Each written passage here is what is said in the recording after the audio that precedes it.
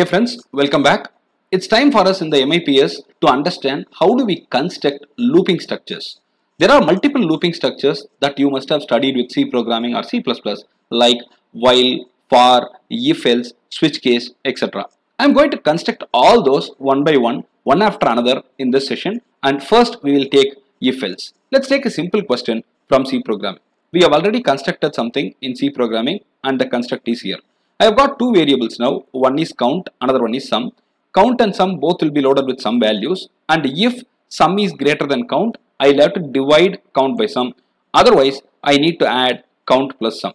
So how do we code now this? Very simple. The question says that we need to understand if sum is greater than count, and in that case, we need to go ahead with the division. If not, we need to go ahead with the addition. So what do we do? Very simple. We need to go ahead with the division if they are greater. Let's go ahead with the code in assembly language. I've got text, I've got main here with dot global, and inside main I have got T0. This is the first register, which is nothing but the count. This is the second register, which can be equated to sum. I have got some values here, 4 and 4. They are equal now, which means this scenario is broken and I need to find out the added result for count and sum together, and I need to store somewhere. The sum is not greater than count, and hence it will fall in this category. So how do I do it? Very simple. BGT, branch if greater than. I can use BNE, BEQ, all those things can be found out, but select if the scenario is appropriate. Here what do we ask in the question? If sum is greater than is what I have asked. So we can use BGT. If the question is if sum is equal to count, we can use BEQ. Right? You understand, right? So BGT, T0 is compared with T1, and if they are equal, listen, if they are equal, it has to come here and it has to go ahead with the addition. If it is greater than that, I'll have to go ahead with division. You can see that if this condition is true, branch if greater than, if this condition is true, I'll come to the division and I'll do the division of T0 by T1. Finished. If not, I'll come here and I'll do the addition and I'll store the result. The exit part is very simple, where I have loaded V0 with 10, which is nothing but the system call for exiting. Can we go ahead and run it to see how exactly things work? This is the Qtspim simulator as usual we use. I have reinitialized it. I am opening the file. I have loaded it. You can see that I have got T0 and T1 empty right now.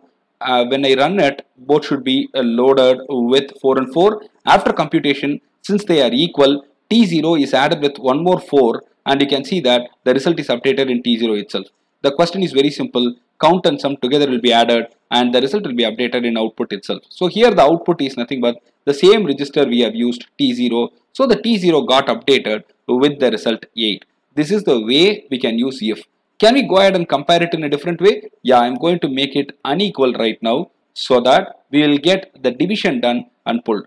Now T0 has got 2 and T1 has got 4. Now what do we do? If sum greater than count. No, it is not greater. So can we make it this way? We'll make it 4 and we will get it 2 here. Right. Now it is greater. The way we wanted to compare it is available right now. So it should go ahead and pull this division content and let's see if the division is happening as expected. I am clearing it. I am reinitializing it. You can see that everything is 0 here and I have run it.